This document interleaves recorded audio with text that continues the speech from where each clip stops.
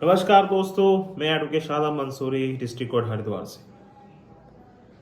आज हम बात करने वाले हैं आरबीआई ने सिविल के मामले में 5 बड़े नियम बनाए हैं। अगर आप लोन लेने जा रहे हैं तो आपको ये नियम जानना जरूरी है, वरना आप ये पछताएंगे। अगर आप मेरे चैनल पर नए हैं तो सब्सक्राइब कर दीजिए और बेल आइकन को ऑन कर दीजिए, जिससे वीडियो आपका नोटिफिकेशन आ चुके। तो सिविल स्कोर के मामले में आरबीआई ने 5 बड़े बदलाव और नियम बनाए हैं। सिविल सिविल होता क्या है, आप पहले हम ये जान लेते हैं कि सिविल होता क्या है। सिविल हमें लोन के मामले में बहुत इंपॉर्टेंट होता है। अगर आपकी सिविल अच्छी है तो आपको बैंक या एनबीसी कंपनी लोन तुरंत दे देगा। अगर आपकी सिविल डाउन है तो आपको कोई भी लोन नहीं देगा। सिविल कैसे खराब हो जाती है, सिविल को कैसे बढ़ाया जाता है, इस मामले में मेरी एक वीडियो है जो आप देख सकते हैं। तो आज हम बात कर रहे हैं आरबीआई की सिविल के मामले में 5 बड़े नियम। पहला नियम, ग्राहक को भेजनी होगी सिविल चेक करने की सूचना। जी हाँ, ग्राहक को भेजनी होगी सिविल चेक करने की सूचना। केंद्रीय बैंक ने सभी क्रेडिट इंफॉर्मेशन कंपनियों को कहा है कि कोई भी बैंक या एनबीसी कंपनी से ग्राहक को क्रेडिट रिपोर्ट चेक करता है तो उस ग्राहक की को जानकारी भेजना जरूरी है। शिकायतें इस मामले में बहुत आ रही थी कि क्रेडिट रिपोर्ट की सूचना नहीं मिलती है ग्राहक को, वो पछताते हैं। इससे चलते रिजर्व बैंक ने ये फैसला लिया है कि ग्राहक को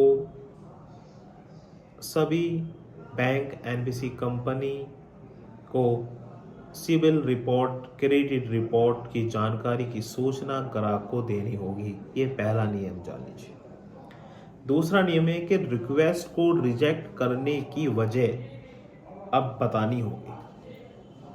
आपने कोई रिक्वेस्ट डाली है बैंक में या एनबीसी कंपनी में, वो रिजेक्ट हो जाती है और वो आपको नहीं बताते कि किस कारणों से रिक्वेस्ट रिजेक्ट हुई है।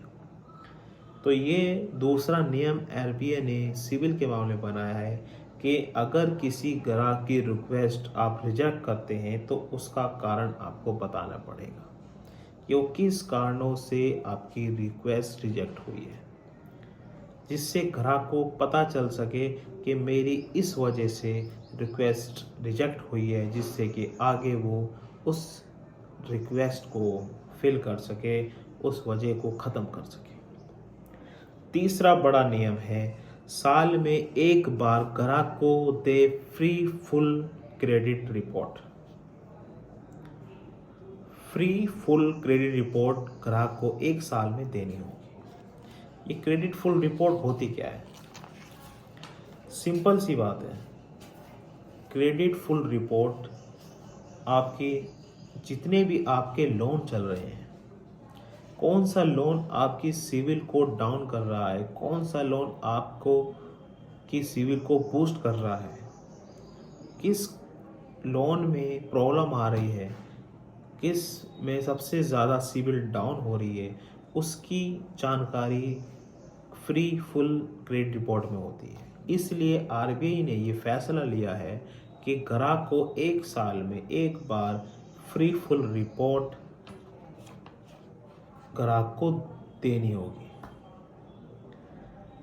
तीसरा हो गया है, चौथा हमारा है डिफ़ॉल्ट को रिपोर्ट करने से पहले ग्राहक को बताना जरूरी है। आपका कोई भी लोन डिफ़ॉल्ट हो जाता है, वो ऊपर डिफ़ॉल्ट में भेज देते हैं, बिना ग्राहक को बताए, बिना उस लोनकर्ता को बताए ऊपर भेज देते हैं, जिससे ग्राहक परेशान होता है कि मैं डिफ़ॉल्ट में कैसे चला गया। अब आरबीआई ने ये बड़ा बदलाव करा है कि डिफ़ॉल्ट भेजने से पहले ग्राहक को उस डिफ़ॉल्ट की सूचना देनी होगी, जिससे कि उसे पता चल सके कि मेरा लोन डिफ़ॉल्ट में जा चुका है। पांचवा बड़ा और सबसे महत्वपूर्ण नियम, 30 दिन के भीतर शिकायतों का निपटारा करना पड़ेगा। बहुत अच्छा नियम है, बहुत इफ़ेक्टेड नियम है कि दोस्तों के 5वां ये जो नियम है, ये आपको इसको ज़रूर समझें और वीडियो को स्किप ना करें और इसको सही से देखें। 30 दिन के दिन शिकायतों का निपटारा। कोई भी बैंक, कोई भी एनबीसी कंपनी में आप कोई शिकायत करते हैं तो उसे 30 दिन के अंदर उस शिकायत को निपटारा करना होगा। अगर 30 दिन के अंदर निपटारा नहीं होता है तो 100 रुपये प्रतिदिन के जुर्माने से ग्राहक को दिया जाएगा।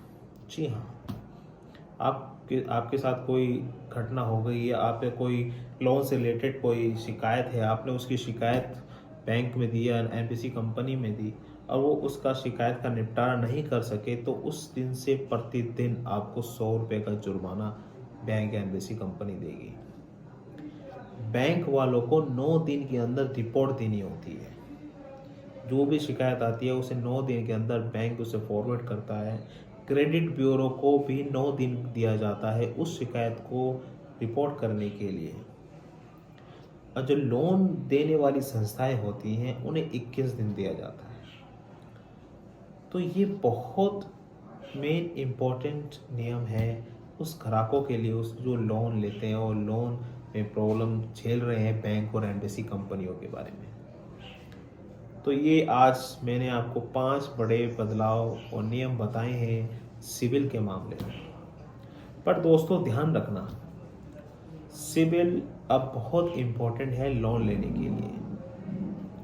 सिविल को अच्छा रखना चाहिए, जितनी आपको ज़रूरत हो उतना ही लोन लें। ज़्यादा लोन लोगे वो दे नहीं पाओगे तो आपकी सिविल ख़राब हो जाएगी, आपको फ्यूचर में लोन नहीं मिलेगा।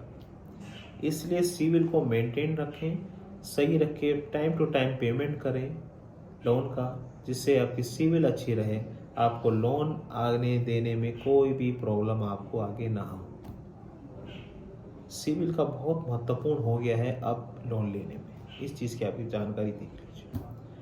तो अगर आपको ये वीडियो अच्छी लगी है तो सब्सक्राइब कीजिए, इस वीडियो को सेव कीजिए और ज़्यादा से ज़्यादा लोगों को ये वीडियो को भेजिए, जिससे वे भी सिविल के मामले में 5 बड़े नियम जान लें, उन्हें भी आगे कोई पछताना ना पड़े।